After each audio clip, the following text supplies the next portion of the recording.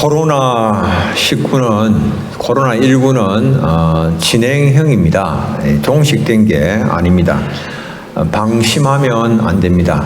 우리가 생활방역 실천에 힘을 써야 됩니다. 개인 방역 5대 수칙 여러분들 다 알고 계시죠? 아프면 집에서 쉬셔야 됩니다. 집에서 머물고, 또 사람과 사람 사이에 좀 거리를 2팔 간격 거리 두기, 아시죠? 또 30초 이렇게 손 씻기, 30초 동안 손 씻기. 그리고 기침할 때는 소매 대고 기침하기. 2번 이상 환기하기. 하루에 주기적으로 환기하기. 우리 교회는 이게 이제 환기를, 창문을 제가 계속 다 열어두었습니다. 계속 이제 환기를, 우리 교회처럼 이제 계속적으로 환기할 수 있는 그런 교회도, 그런 곳 잘 없이요. 이제 다 나무가 심겨져 있는 그런 상태에서 이제 문을 조금씩 이제 열어두었습니다. 그래서 계속해서 환기가 될 수 있도록 하고. 그리고, 거리는 멀어져도 마음은 가까이 서로 안부하고 챙기고 또 돌아보고 하는 그런 일들을 해야 됩니다. 코로나19로 인하여서 많은 어려움을 우리가 겪고 있지만은 농담 반 진담 반으로 또 이제 사람들은 코로나19가 공도 있다 이렇게 이제 이야기합니다. 그래서 이제 이 공이 뭐냐 그러니까 신천지 이게 이걸 좀 뭐 그냥 얼마나 신천지가 이렇게 힘있게 막 일어나는지 막 그런 상태에 있었는데, 좀 신천지를 약화시킨, 신천지의 정체를 드러내고 이단성을 드러낸 그런 공이 있다. 그런 이제 농담 반 진담 반으로 이야기합니다. 그래서 대구시와 그리고 사회복지 공동모금회에서 신천지가 이게 얼마나 번창해졌으면은 성금을 120억을 냈어요. 120억. 이게 뭐 보통 일반 교회 교단에서 120억이 어디서 나오겠습니까? 그건 못 내죠. 그만큼 지금 세력이 왕성해졌다는 그런 반증 아니겠습니까? 120억을 냈는데 그 성금 그거를 거부를 했습니다. 받질 않았어요. 받지 않고 돌려보낸 그런 일이 있었죠. 그래서 이런 것을 보면서 우리는 또 이것을 통해서 한국교회에 주는 그런 메시지도 있다는 것을 생각을 하게 됩니다. 교회가 부흥하고 성장하고 커지는 것과 상관없이 교회가 개혁하지 않으면, 교회가 바른 길을 걷지 아니하면 사회로부터 외면당할 수밖에 없다라고 하는 사실입니다. 지금까지 우리 한국교회는 외형적으로 이제 성장을 많이 했습니다. 외형적으로 성장을 하면서 우리가 한 일들이 교회당 건물을 새로 짓는 일이었습니다. 교회당 건물을 짓게 되어지니까 어떤 일이 일어나는가 하면, 교회당 건물을 지으니까 많이 헌신도 해야 되고 뭐 또 희생도 해야 되고, 그러니까 그런 것 때문에 갈등과 분쟁 이런 일들이 끊이지 않았습니다. 교회당은 짓고 이렇게 겉으로 보기에는 성장을 해나가는 것 같은데, 안으로 보니까 그 안에서 정말 하나님 앞에 예배하고 기쁨과 감사가 충만하고 속 사람들이 성장하고 소망이 넘치고 하는 그런 것이 아니라 막 갈등, 분쟁 이런 것들이 막 일어난 그런 것이죠. 교회 건축이라는 외형적인 그런 틀은 세웠지만은, 그러나 성숙한 성도의 삶이라고 하는 그런 내용 채우는 것, 이걸 제대로 못한 거예요. 교회가 오늘까지. 이게 이제 우리가 어떻게 이제 극복을 해야 될 것인가라고 하는 것을 생각을 해야 할 그런 문제입니다. 이스라엘이 바벨론의 포로로 잡혀간 지가 70년 세월이 흘렀습니다. 그동안 역사적인 막 이제 전환이 일어납니다. 바벨론 제국이 멸망하고 메데 바사라고 하면 페르시아를 말합니다. 페르시아 제국이 이제 들어섰습니다. 이 페르시아 제국의 첫 번째 통치자가 누군가 하면 고레스였습니다. 이 고레스 원년에 정말 놀라운 그런 일이 일어났습니다. 고레스가 칙령을 내렸는데 어떤 칙령을 내렸는가 하면 유다 백성들은 다 예루살렘으로 돌아가서 여호와의 성전을 건축하라. 그런 조서를 내렸습니다. 이 깜짝 놀랄 만한 그런 조서가 내려졌습니다. 그래서 이 조서로 인하여서 유대인들이 주변의 도움을 받아서 하나님의 성전을 이렇게 또 드리는 그런 예물을 받아가지고 예루살렘으로 올라가서 성전 건축을 할 수가 있었습니다. 고레스는 또 느부갓네살 왕 때 탈취해왔던 그 성전의 예루살렘 성전의 기명들, 제사 드릴 때 사용하는 그런 그릇들도 다 가져갈 수 있도록 돌려주었습니다. 이 첫 번째 포로 귀환을 이렇게 주도한 사람은 누군가 하면 이 유다의 마지막 왕인 여호야긴의 손자였습니다. 여호야긴의 손자 스룹바벨과 그리고 대제사장 예수아의 지도하에 첫 번째 이제 포로에서 귀환이 이루어졌습니다. 그런데 포로에서 귀환을 해서 성전을 건축을 하려고 보니까 주변 사람들이 막 이게 압력이 이만저만이 아닙니다. 그래서 그런 눈치를 살피느라고 2년 정도 시간이 지난 후에야 성전에 기초를 놓을 수가 있었습니다. 그런데 이 공사가 또 곧 그렇게 힘들게 시작을 했지만은 중단되고 마는 것이 사마리아 사람들이 극렬하게 반대를 합니다. 격렬한 반대에 부딪혀서 공사가 중단이 되었습니다. 사마리아 사람들은 어떤 사람들인가 하면 이제 그 땅에 남아있던 포로로 아수르에 멸망당하고 720년에 이제 사마리아 지역이 이제 아수르에 멸망당했거든요. 그리고 이제 다 이제 포로로 잡혀가고 다 그러고 나서 아수르 왕이 그 땅에 다른 이방 민족들을 이렇게 살게 하였는데 그래서 그 땅에 있는 유대인들과 이방 민족들이 이렇게 혼인을 하고 결혼을 해서 생겨난 사람들이 이 사마리아 사람들이었습니다. 그 사마리아 사람들이 성전 건축하는 것을 보면서 우리도 함께 그 성전 건축에 동참하겠다고 그러니까 우리도 하나님을 섬기는데 동참하겠다고 그러니까 유대인들이 당신들은 여기에 참가할 수 있는 그런 분깃이 없다고 그러면서 허락을 해주지 않습니다. 그들이 하나님을 섬긴다라고 말을 했지만 실제로는 금송아지를 섬기면서 그것을 하나님 섬기는 것이라고 그들은 생각을 하고 있었던 그런 것이죠.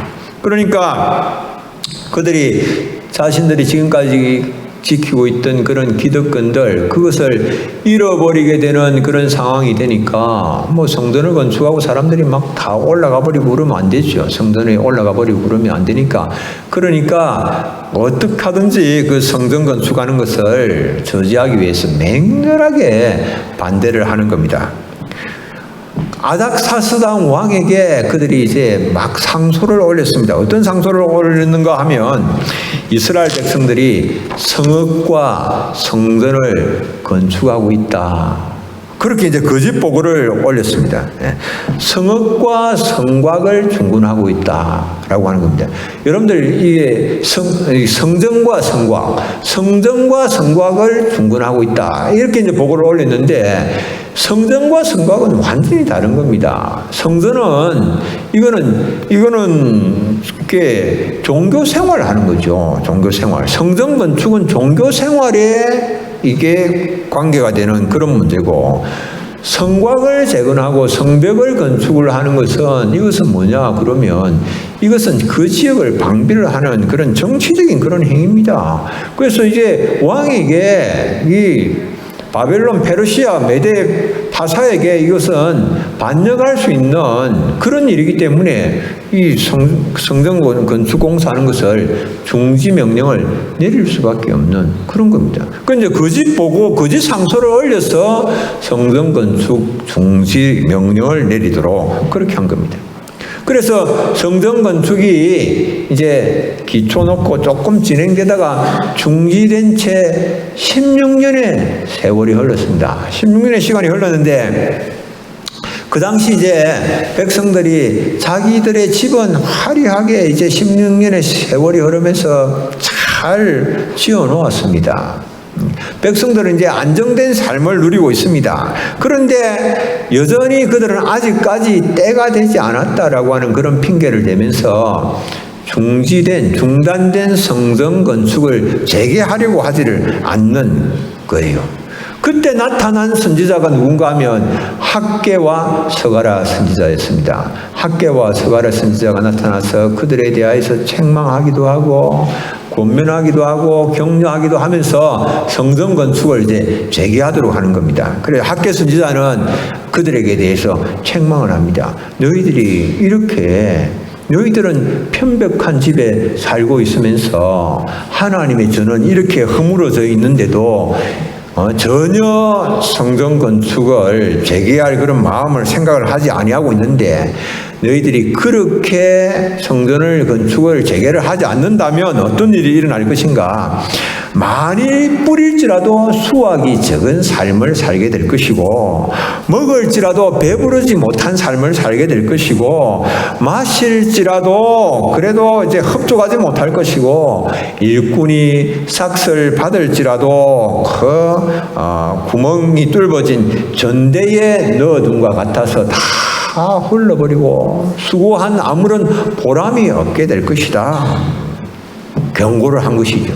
그래서 이 학개와 스가랴 선지자들의 가르침으로 인하여서 또 권면으로 인하여서 성전 건축을 재개를 했습니다. 그래서 다리오 왕 6년에 완성이 됐습니다. 다리오 왕 이제 2년에 시작을 해서 재개를 해서 4년 걸려서 이제 완공이 된 것이죠.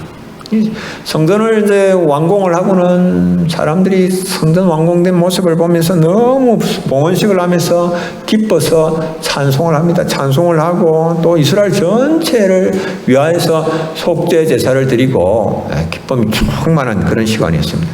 그런데 실제적으로는 어떤 것이냐면 성전 건축은 외형적인 그런 틀에 지나지 않는 겁니다. 성전 건축은. 정말 중요한 것은 이스라엘 백성들이 하나님의 율례와 규례를 알고 준행을 하고 그로 인하여서 풍성한 삶을 누리는 것이죠. 그게 정말 중요한 그런 문제입니다.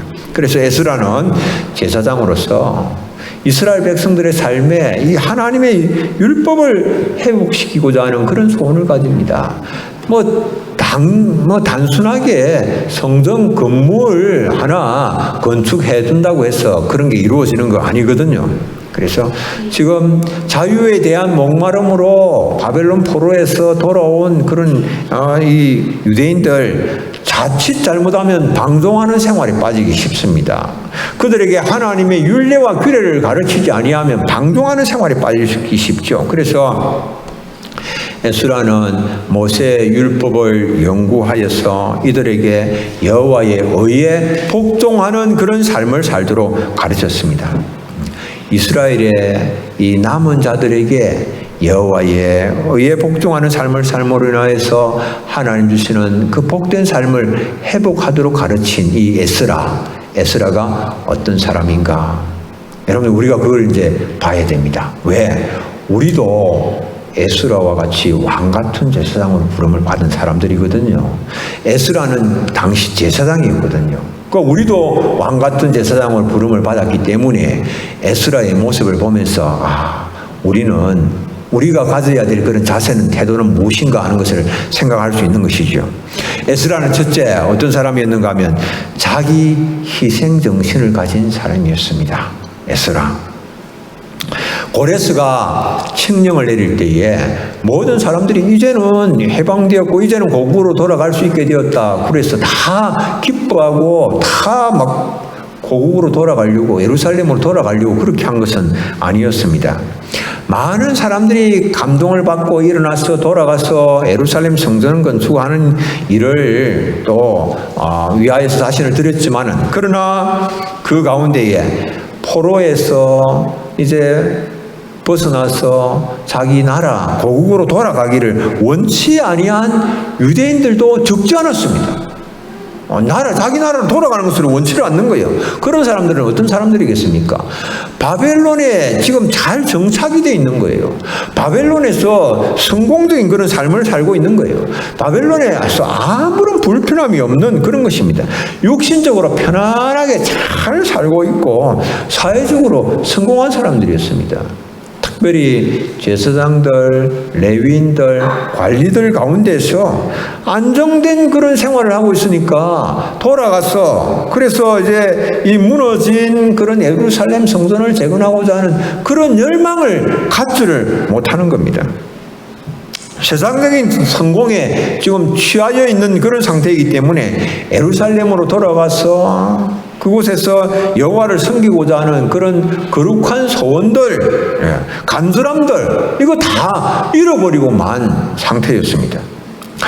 하나님의 언약을 마음에 새기지 못하고 있었기 때문에 세상적인 성공에 마음을 빼앗겨서 그래서 여호와께서 하나님께서 회복시켜 주시는 이 은혜, 이게 놀라운 은혜인데 이 은혜를 그냥 부인을 하는 거예요. 은혜를 차버리는 거예요. 우리는 그거 필요 없다. 우리는 그냥 바벨론에서 이렇게 해서 온 세상에서 이렇게 많은 것들을 누리고 살고 있는데 왜 지금 올라가야 되느냐. 올라가기 싫다는 겁니다. 그 당시 에스라는 어떤 사람이었는가 하면 학사였습니다. 바사의 궁전 학사로서 아닥사스다 왕, 아닥사스다 2세의 특별한 신임을 받고 있었습니다. 얼마만큼 신임을 받고 있었는가 하면 에스라가 구하는 것은 아닥사스다 왕이 다 들어줄 정도였습니다. 여러분들 아시겠죠? 얼마나 에스라를 신뢰했으면 신임했으면 이 신하가 원하는 거 다 그 왕이 다 들어주는 그런 정도였습니다. 그런데 이 에스라는 이스라엘 백성들의 삶 속에 율법을 회복시키는 그 일을 위하여서 자신이 누리고 있는 그 모든 풍요, 명예, 지위, 안락함 이거 다 내려놓습니다. 그 대신 에스라가 택하는 길은 고난이 따르는 길이었습니다. 고난의 길로 나갑니다. 무너진 이스라엘의 재건을 위하여서 엄청난 수고와 땀과 눈물, 자기 희생의 길을 걷기로 에스라가 결심을 한 겁니다. 우리는 대제사장이시고 선한 목자 되시는 예수님께서 그 파사의 궁전, 그 지역은 이제 바벨론이거든요. 바벨론 궁전과 비교할 수 없는 하늘 궁전을 떠났다라고 하는 이 사실 우리는 잊어버리면 안 됩니다. 예수님 하늘 영광 버리시고 이 땅에 오셨습니다. 왜? 죄된 인간들과 아무 희망도 없는 인간들과 동료가 되기 위하여서 예수님께서 하늘 영광 버리시고 이 땅에 오셨습니다. 인간들의 깨어진 그런 행복과 잃어버린 소망을 회복시켜 주시기 위해서 예수님께서 이 땅에 오셨습니다.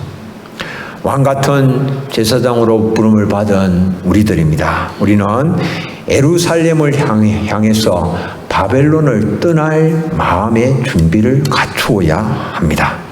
하나님의 백성들의 회복과 행복 그리고 복지를 위하여서 자신의 모든 것을 내려놓겠다라고 하는 그런 마음의 준비를 가져야 됩니다.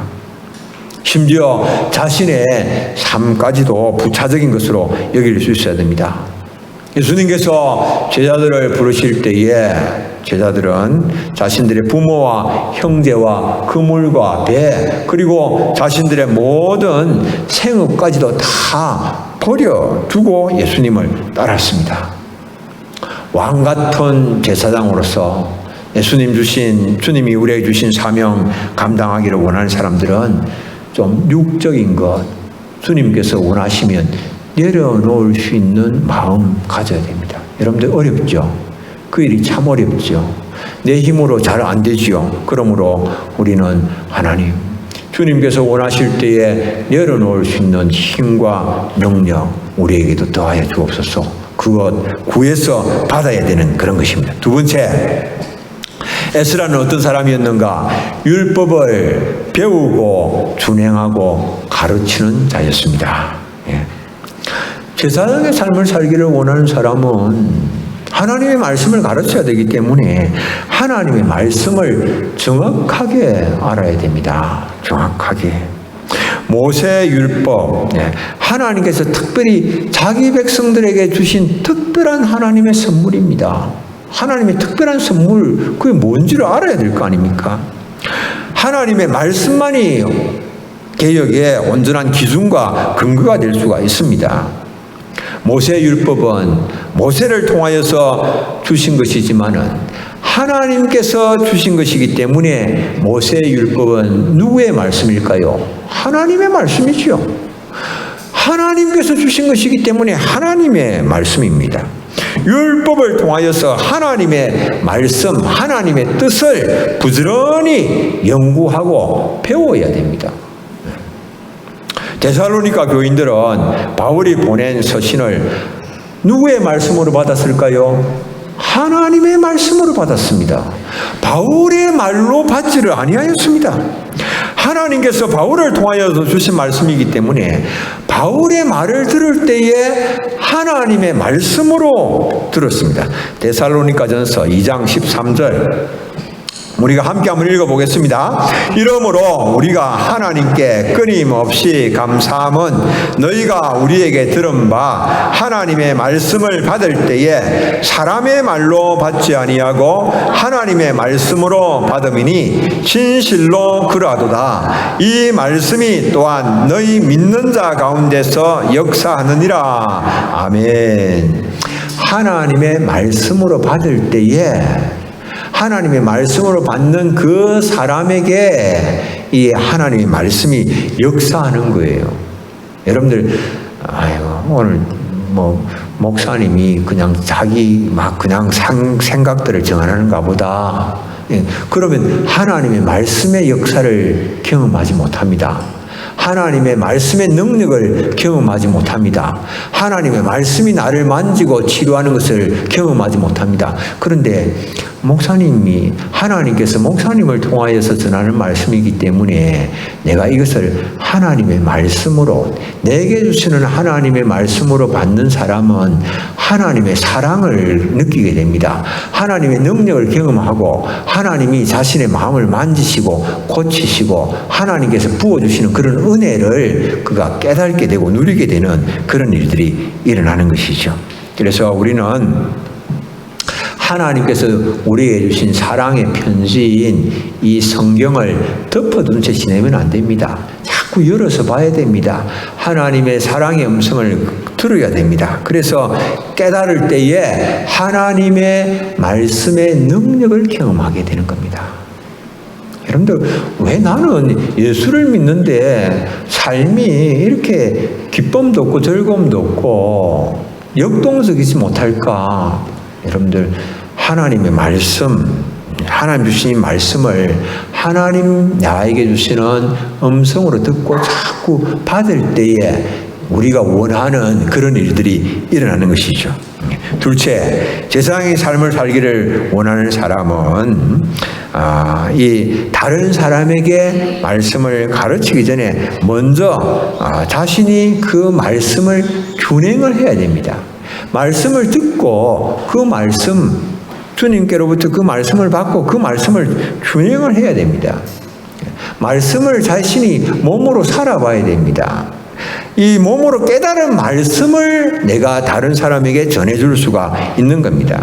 지식적으로 아는 것이 아니라 그 말씀대로 내가 순종했을 때에, 순종하여서 내 삶으로 경험하였을 때에 그 말씀을 내가 전해줄 수가 있는 거지요. 내가 그렇단다라고 하는 것이 아니라 내가 그 말씀대로 살아보니까 정말 그 말씀이 능력이 있더라.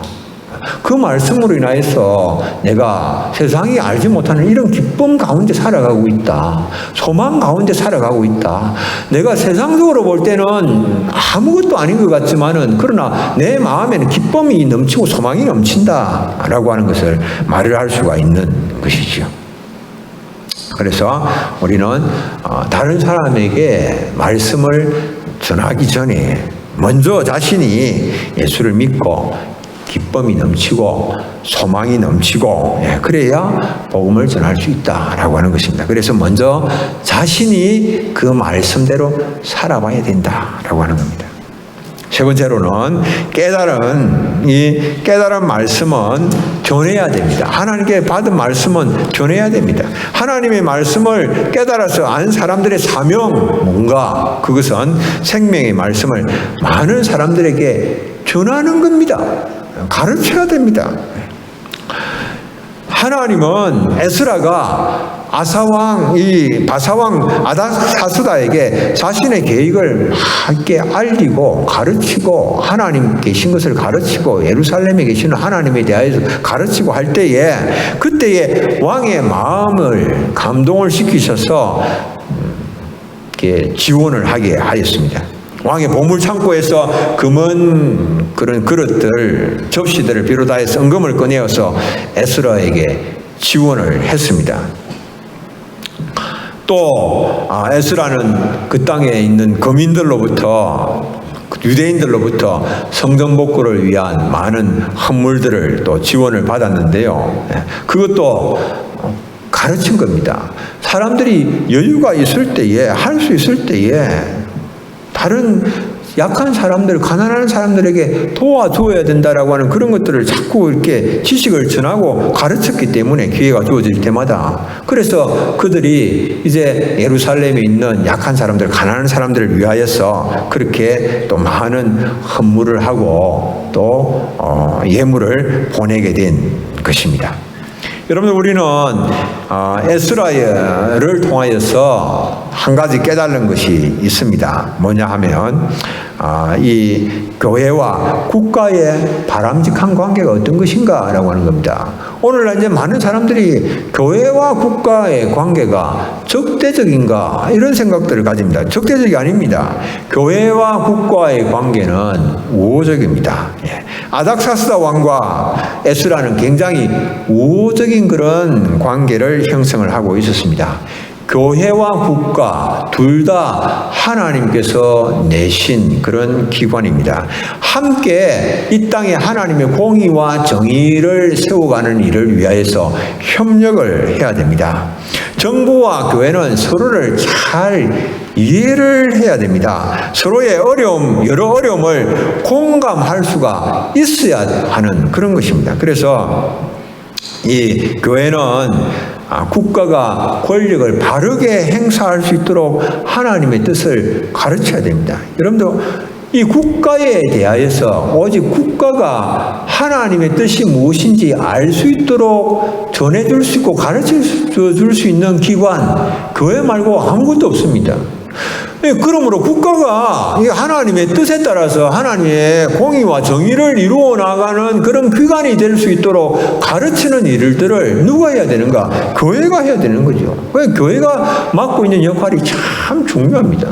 국가는 알 수가 없는 거예요. 하나님의 뜻이 정확하게 무엇인지 그것을 이제 자꾸 전하는 일을 해야 되는. 그래서 함께 협력해야 되는 그런 관계다라고 하는 것을 이 제사장 에스라는 보여주었죠.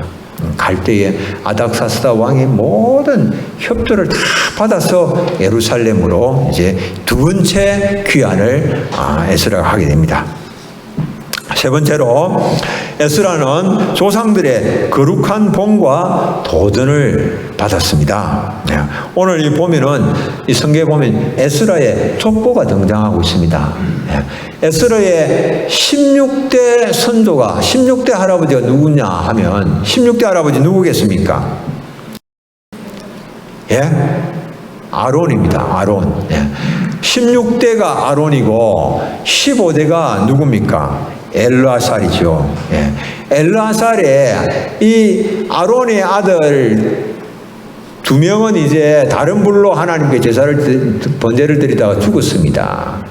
그리고 이제 두 명은 엘르아살과 아다말입니다. 그런데 이 이 스가랴는 엘르아살의 후손이에요. 아담알은 누군가 하면 엘리 제사장 홈리, 그리고 그 아들 홈리와 비누아스, 그쪽이 이제 아담알 계통입니다. 그런데 이제 그쪽 엘리의 후손이 아니다라고 하는 거예요. 부패하고 타락한 그런 제사장의 후손이 아니고 엘르아살 계통의 제사장이다라고 하는 겁니다. 예. 그리고 15대가 그렇고 14대가 누구겠습니까? 14대가 비누아스였습니다. 여러분들 비누아스 아시지요? 비누아스가 어떤 사람입니까? 비누아스는 이 이스라엘 백성들이 모압 여인들과 간음하여서 하나님의 진노로 인하여서 연병이 돌았습니다. 24,000명이 죽었습니다. 그런 가운데에 또 이스라엘에서 미디안 여인을 데리고 와서 많은 사람들이 보는 앞에서 음행을 하려고 할 때에,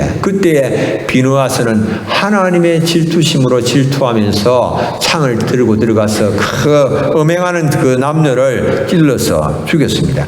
그러자 하나님의 진노로 막 진노가 풀어졌습니다. 그리고 이 연병이 그치게 된 그런 것이죠. 그럴 때에 하나님께서 굉장히 기뻐하셨어요. 비누아스의 거룩한 분노를 기뻐하시면서 하나님께서 비누아스에게 평화 언약을 맺으셨습니다. 평화 언약이라고 하는 것은 뭔가 하면 비누아스와 비누아스의 후손에게 영원한 제사장의 직분을 주시겠다라고 하는 것이었어요. 그래서 그 제사장의 그 비누아스의 후손으로서 지금 에스라가 활약을 하고 있는 그런 것입니다. 그리고 그 정도부가 누구냐? 이 에스라의 정도부는 hil기야라고 하는 대제사장이었습니다. 그분은 이 예루살렘 성전에서 율법책을 모세의 율법책을 발견하여서 그 율법책이 계속해서 이렇게 전수되도록 한 사람이 hil기야였습니다. 그러니까 그의 정손자로서 그 모세 율법책을 그가 연구할 때 그 율법책을 대하는 태도가 남다르지 않겠습니까? 자기의 조상이 발견한 그 율법책을 자신이 연구하고, 그리고 그 이제 영원한 제사장의 직분을 이렇게 가지고 있는 자로서 이스라엘 백성들에게 어떻게 하나님의 율법을 회복시켜 나가야 할 것인가 라고 하는 그런 마음을 갖게 되는 것이죠. 굉장한 그런 이제 유산을 받은 것입니다.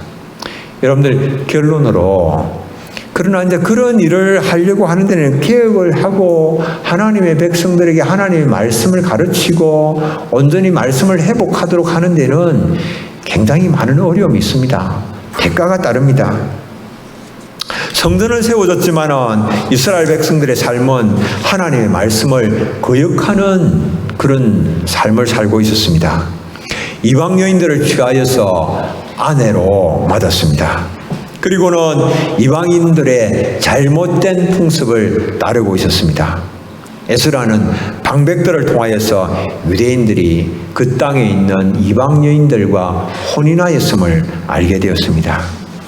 그런데 그런 일에 방백들과 고관들이 그런 일들이 하나님께서 미워하시는 것이다라고 하는 것을 가르치면서 하지 못하게 해야 되는데 오히려 방백과 고관들이 그런 일에 앞장선 겁니다. 정말 통탄스러운 일이죠. 그래서 이제 이 소식을 접하게 된 에스라가 자신의 겉옷을 찢습니다. 그리고 머리털과 수염을 팍 뜯습니다. 이 무슨 뜻입니까, 이게? 자신은 그런 일을 하지는 아니하였지만은 동족들이 범한 죄를 자신의 죄악으로 여긴 겁니다. 자신도 그 백성들의 하나였기 때문이죠. 스가랴 9장, 에스라 9장 5절로 7절. 저녁 제사를 드릴 때에 내가 근심 중에 일어나서 속옷과 겉옷을 찢은 채 무릎을 꿇고 나의 하나님 여호와를 향하여 손을 들고 말하기를, 나의 하나님이여, 내가 부끄럽고 낯이 뜨거워서 감히 나의 하나님을 향하여 얼굴을 들지 못하오니 이는 우리 죄악이 많아 정수리에 넘치고 누구 죄악이 많다고요?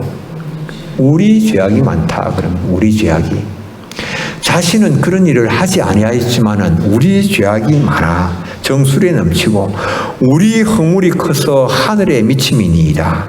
우리 조상들의 때로부터 오늘까지 우리의 죄가 심하매 전부 우리의 것입니다. 우리의 죄, 우리의 허물, 우리의 죄악, 우리의 죄, 이게 심합니다.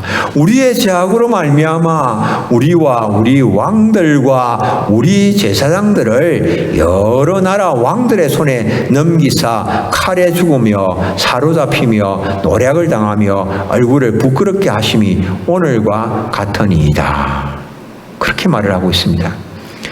제사장은 이런 마음을 가져야 됩니다. 자신을 공동체의 한 사람이라고 하는 그 공동체 의식을 가져야 됩니다. 백성들의 죄는 자신의 죄와 아무런 상관이 없는 것이 아니라 바로 자신도 그들 가운데 한 사람이기 때문에 공동체의 일원이기 때문에 공동 운명체이기 때문에 자신의 문제로 여길 수 있어야 된다라고 하는 겁니다. 오늘 우리가 누굽니까? 왕 같은 제사장들입니다. 왕 같은 제사장들은 교회의 일을 자신의 일로 여길 줄 알아야 됩니다. 나라와 민족의 일을 자신의 일로 여길 줄 알고 나라와 민족의 죄악을 우리의 죄로 여길 줄 알아야 되는 겁니다. 아무런 나와 상관이 없는 일이다라고 생각하고 다른 사람들만 자꾸 정죄하고 다른 사람들에게 모든 원망만 돌리고 허물만 자꾸 지적하고 그래서는 안 되는 일이죠. 죄의 문제 해결에는 살을 도려내는 그런 아픔이 있습니다. 에스라는 이방 여인들과 결혼한 사람들에게 이방 여인들과 그리고 그들 사이에서 난 모든 자녀들까지도 다 내보내게 하였습니다. 여러분들 이게 너무 심하지 않아요? 어떻게 이런 일을 할 수가 있습니까? 가족인데 지금 가족이잖아요. 아내잖아요. 자신의 자녀잖아요. 그런데 그들을 다 내보내라고 하는 겁니다. 가족이 생이별하는 고통과 아픔, 여러분들이 이거 상상할 수 있습니까? 말로도 알 수가 없는 그런 것입니다. 날카로운 빗으로서 마음의 살을 도려내는 그런 아픔이요 고통입니다. 무엇을 말합니까? 하나님의 말씀을 불순종한 결과는 이렇게 무섭고 고통스러운 것이다라고 하는 것을 보여주고자 하는 거죠.